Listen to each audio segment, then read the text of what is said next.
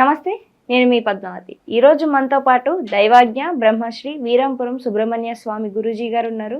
నమస్కారం గురువుగారు. శుభాశీస్సులండి. గురువుగారు, మే నెలలో చూసుకున్నట్టయితే కనుక కర్కాటక రాశి వారికి అసలు వీరికి గోచారం ప్రకారం ఏ విధంగా ఉంటుందంటారు? దాంతో పాటుగా ఎటువంటి విషయాల్లో వీరు తప్పనిసరిగా జాగ్రత్తలు పాటించాలంటారు? మంచి విషయమేనండి. మనం చెప్పుకుంటున్నటువంటి ప్రతి రాశి వారికి అందులో కర్కాటక రాశి వాళ్ళు, ఈ కర్కాటక రాశి వాళ్ళు మే నెలలో పట్టిందల్లా బంగారమే. మట్టి పట్టుకున్నా కూడా బంగారమే. మట్టి పట్టుకుంటే బంగారం ఏమిటి స్వామి అంటారేమో. ఈరోజు మనం ఒక స్థలం గజం వచ్చేసి 50,000 పెట్టి కొన్నామనుకుందాం.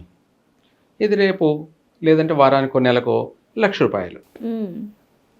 అప్పుడు గజం మీద 50,000 లాభం వచ్చినట్టేగా. అంటే బంగారం కంటే విలువైపోయింది కదా. అట్లా నువ్వు ఎన్ని వేల గజాలు కొంటే అంత అన్ని కోట్లు ఆదాయం. ఇదే మనం మట్టి పట్టుకుంటే బంగారం. మామూలుగా ఏదో స్వామి మట్టి పట్టుకుంటే బంగారం అవుతాడన్నాడని మట్టి పట్టుకున్నాను, బంగారం కాలేదే, ఇవన్నీ పేకు, నమ్మకూడదు అనే విధంగా వెళ్ళకూడదు. బంగారం కంటే కూడా విలువైన మాట అన్నమాట అదే ఇందాక చెప్పింది. మనము ఒక పొలం అని మనం అది ఒక ₹1,00,00,000 పెట్టి కొన్నామనుకోండి, ఒక ఎకరా.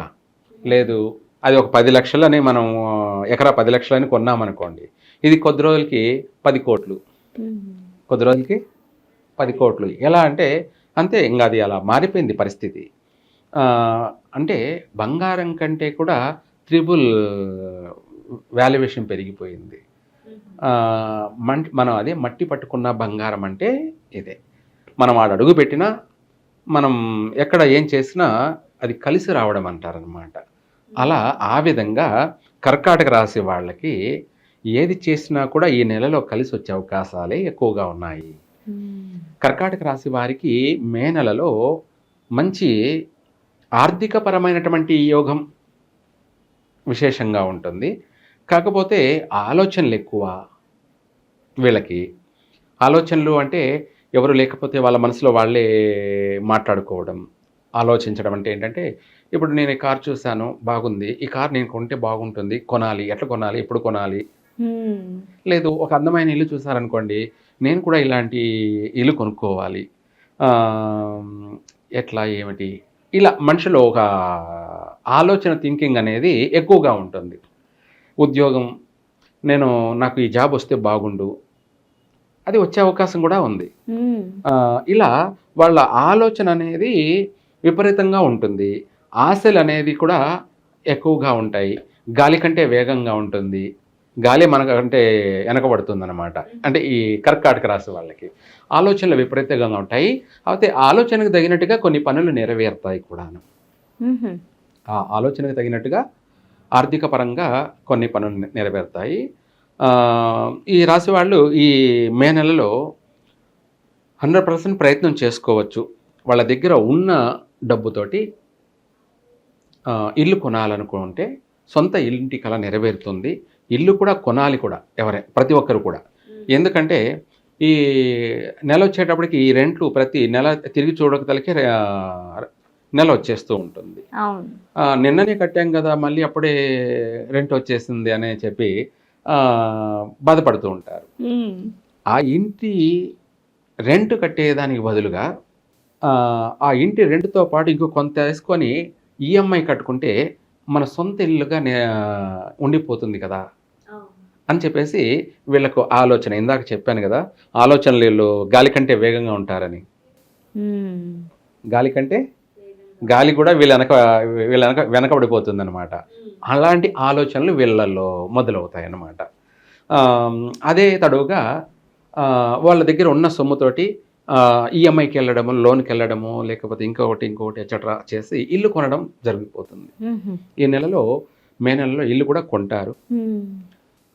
అలాగే కొనాలనే ఆశ కూడా మొదలవుతుంది కొంతమందికి. ఆ విధంగా స్థిరపడే అవకాశం కూడా ఉంది ఈ మే నెలలో. స్థిరపడే అవకాశం కూడా ఉంది కర్కాటక రాశి వారికి. అన్ని విధాలుగా అన్ని రంగాలలో రాణించే అవకాశం కూడా ఉన్నది. మొండితనంతో, పట్టుదలతో, ఆశయ సాధనతో వాహనాలు కొంటారు, నూతన వాహనాలు, చక్కగా వస్తువులు కొంటారు. మీరన్నట్టుగా బంగారం కొనే అవకాశం, వెండి వస్తువులన్నీ కూడా కొనే అవకాశం ఉంది. అలాగే ఇల్లు కూడా మంచి అందమైన సుందరమైనటువంటి స్వగృహాన్ని కొనే అవకాశం ఉంది. అలాగే ఇంట్లో కావాల్సిన వసతులన్నీ ఇంటిని అలంకరించుకునేటువంటి అందమైనటువంటి గృహాన్ని అలంకరించుకోవడానికి కోసమై ఎంత ఖర్చైనా చేసి కూడా ఇంటిని అందంగా సుందరంగా రూపురేఖలను తీర్చిదిద్దుకుంటారు. ఇదే కాకుండా దీంతో పాటు కూడా ఈ రాశిలో విద్యార్థులకి విశేషమైనటువంటి శుభకాలం అని చెప్పాలి. ఈ రాశిలో పిల్లలందరూ కూడాను చెప్పాలంటే ఎక్కువగా అధికంగా డాక్టర్ బైపీసీకి సంబంధించినటువంటి సబ్జెక్టుల్లో కూడా రాణించే అవకాశం ఉంది. లేదా నేవీకి సంబంధించినటువంటి వాటిల్లో కూడా వీళ్ళు రాణించగలుగుతారు. నేవీ అంటే మన స్టీమర్ సంబంధించి వాటికి సంబంధించి అటువంటి రంగాలలో కూడా ఎక్కువగా రాణించే అవకాశం ఉంది. విద్యార్థులకి మంచి మార్కులతోటి అనుకున్న దాన్ని సాధించే అవకాశం కూడా ఈ రాశి యొక్క విద్యార్థులకి కలిసి వచ్చే కాలం అని చెప్పాలి. వీటితో పాటు కూడా వివాహ జీవితంలో అధికంగా ఆలస్యం జరిగి ఇంకా వివాహం కాలేదు ఎప్పుడవుతుంది అని అనుకునేటువంటి వాళ్ళందరికీ కూడా ఈ నెలలో ఏకంగా శుభవార్తలు వింటారు. ఎంగేజ్మెంట్లు, నిశ్చితాంబూలాలు కూడా జరిగే అవకాశం ఉంది. వీటితో పాటు కూడా సంతాన యొక్క సాఫల్యత అంటే వాళ్ళకి శుభవార్తలు, సంతాన భాగ్యం కూడా కలిగే అవకాశం కూడా ఉంది. ఈ విధంగా చెప్పుకుంటూ పోతే కర్కాటక రాశి వారికి మే నెలలో సర్వ విధాల కూడా శుభప్రదమైన మాసం అని చెప్పాలి. గురుగారు, మరి దాంపత్య జీవితం ఎలా ఉంటుందంటారు? దాంతో పాటుగా కోర్టు సమస్యలు, ఇంతవరకు కోర్టు సమస్యలతో కాస్త సతమతం అవుతూ ఉన్నవారు ఉంటారు కదా, మరి వారికి కాస్త వాళ్ళకు అనుకూలంగా ఏమైనా వచ్చే అవకాశం ఉంటుందంటారా? మంచి విషయం అడిగారు. ఈ రాశి వారికి ఈ నెలలో ఆ సమస్యల నుంచి ఎన్నో ఏళ్ల నుంచి పడుతున్నటువంటి వాళ్ళకు కూడా ఈ నెలలో ఆ బాధ తీరిపోతుంది. ఆ కోర్టు సమస్యలు ఏమైనా సరే తీరిపోతాయి, కొట్టేయడం జరుగుతుంది. అలాగే వీళ్ళకు ఉపశమనము కలిగే అవకాశం ఉంది. సంతోష వార్తలు వింటారు, శుభవార్తలు వింటారు. వీళ్ళు అన్నిటి నుంచి కూడా బయటపడతారు చెప్పాలంటే, కొన్ని కష్టాల నుంచి. ఇంకా చెప్పాలి అంటే గ్రహణం పట్టి సూర్యుడిని కేతు మింగినప్పుడు దేశమంతా కూడా, ప్రపంచమంతా కూడా, విశ్వం అంతా కూడా చీకటిగా అయిపోతుంది. మళ్ళీ ఆయనను వదిలేస్తే ఏమవుతుందంటే మళ్ళీ ప్రపంచానికి అంతా వెలుగు వస్తుంది. అదేవిధంగా ఈ కర్కాటక రాశి వారికి ఉన్న కష్టాల నుంచి ఒక్కసారిగా అంటే ఈ నెలలో బయటపడతారు కాబట్టి అటువంటి కష్టాలన్నీ కూడా తొలగిపోతాయి. కాబట్టి ఆ గ్రహణ పీడ నుంచి ఎట్లా బయటపడ్డాడో సూర్యుడు ప్రపంచానికంతా ఎలా వెలుగు మళ్ళీ ఇచ్చాడో ఆ విధంగా వీళ్ళు ఆ అనేక కష్ట నష్టాల నుంచి కూడా బయటపడతారు. మళ్ళీ వీళ్ళకు జీవితం పైన నూతన ఆశయాలు పెరుగుతాయి. ప్రతి విషయాల్లో కూడా పట్టుదలతోనూ మనోధైర్యంతోనూ అలాగే ఊహించినటువంటి రెట్టింపు సాహసోపేతంగాను బలమైనటువంటి సంకల్ప బలంతోనూ ప్రతి రంగంలో కూడా రాణించగలుగుతారు కూడా. ఒకసారి వీళ్ళకు మబ్బు అలా వీడిపోయినట్టుగా ఉంటుంది. గురుగారు, మరి వీరు ఎటువంటి పరిహారాలు చేసుకోవాలంటారు? లేకుంటే ఎటువంటి దేవాలయాల్ని సందర్శించడం వల్ల వీరికి ఉన్న కష్టాల నుంచి కాస్త ముక్తి దొరికే అవకాశం ఉంటుందంటారు? ఈ కర్కాటక రాశి వాళ్ళు సోమవారము శివునికి పెరుగన్నంతో అభిషేకం చేస్తూ వెళ్తే మనసు స్థిమితం పడుతుంది, మనశ్శాంతి కలుగుతుంది, ప్రశాంతత కలుగుతుంది.